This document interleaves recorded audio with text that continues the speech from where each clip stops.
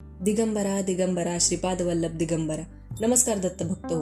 आपल्या हिंदू धर्मात आणि विशेषतः दत्त संप्रदायात श्री गुरुचरित्र हा ग्रंथाला 5वा वेद मानले जाते.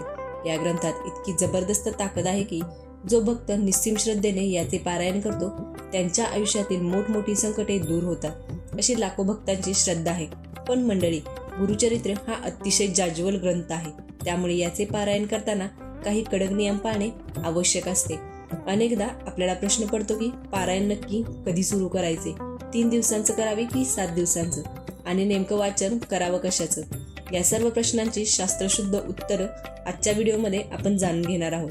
चला तर मग श्री स्वामी समर्थ म्हणत सुरुवात करूया. सर्वात आधी पाहूया पारायण का करावे. गुरुचरित्र हे केवळ कथाचं पुस्तक नाही, तर तो मंत्राचा समुच्चय आहे. यांच्यातील प्रत्येक ओवी सिद्ध आहे. पहिलं, संकट निवारण. जर तुमच्या घरात आजारपण, आर्थिक चणचण आणि पितृदोष असेल तर पारायण केल्याने हे दोष कमी होतात. दुसरं, आत्मिक शांती. मनाच्या शांतीसाठी आणि आध्यात्मिक प्रगतीसाठी हे पारायण सर्वोत्तम मानलं जातं. तिसरं, इच्छापूर्ती. मनातील एखादी सात्विक इच्छा पूर्ण करण्यासाठी संकल्प सोडून पारायण केलं जातं. आता मुख्य प्रश्न, पारायण कधी सुरू करावे. तसे तर तुम्ही कोणत्याही गुरुवारी किंवा पौर्णिमेला पारायण सुरू करू शकता. पण दत्त जयंती, गुरुपौर्णिमा किंवा श्रावण आणि मार्गशीर्ष महिना हा काळ पारायणासाठी अत्यंत शुभ मानला जातो. त्याचा कालावधी खालीलप्रमाणे. पारायण मुख्यतः 3 प्रकारांनी करता येतं.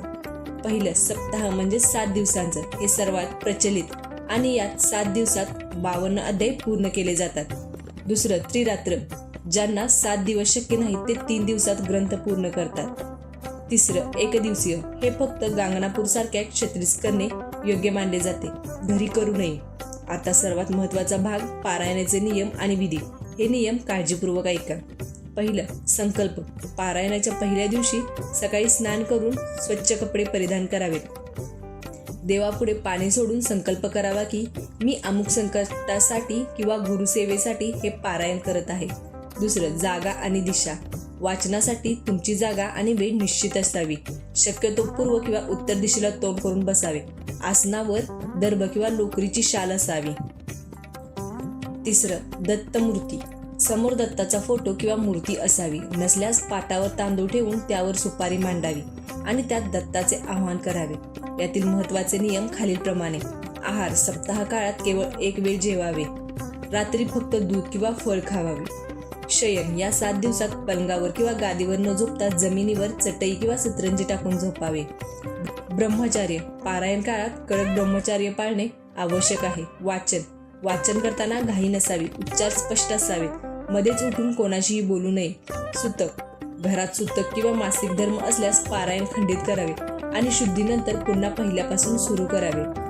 या 7 दिवसांच्या सप्ताहासाठी अध्यायाचा क्रमांक खालीलप्रमाणे असावा. पहिल्या दिवशी अध्याय 1 ते 9. दुसऱ्या दिवशी अध्याय 10 ते 21 वाचावे. तिसऱ्या दिवशी अध्याय 22 ते 29 वाचावं. चौथ्या दिवशी अध्याय 30 ते 35. 5व्या दिवशी अध्याय 36 ते 38 प्रमाणे वाचावं. 6व्या दिवशी अध्याय 39 ते 43 वाचावं. 7व्या दिवशी अध्याय 44 ते 53 वाचावं. या क्रमाने वाचन केल्यास ग्रंथाचा योग्य भावार्थ समजतो. 7 दिवस पूर्ण झाल्यावर 8व्या दिवशी पारायणाची सांगता करावी. सकाळी पूजा करून दत्ताला महानैवेद्य दाखवावा. शक्य असल्यास जोडप्याला किंवा ब्राह्मणाला जेवू घालावे आणि दक्षिणा द्यावी. त्यामुळे तुमचे व्रत पूर्ण होते आणि त्याचे फळ मिळते. तर भक्तांनो, घाबरून न जाता पण श्रद्धेने आणि शिस्तीने गुरुचरित्र पारायण नक्की करा. दत्तगुरु तुमच्या पाठीशी उभे राहतीलच. अवधूत चिंतन श्री गुरुदेव दत्त. तर मंडळी, हा व्हिडिओ कसा वाटला ते कमेंट्समध्ये नक्की सांगा. अशाच माहितीसाठी या चॅनलला सबस्क्राईब करा. धन्यवाद.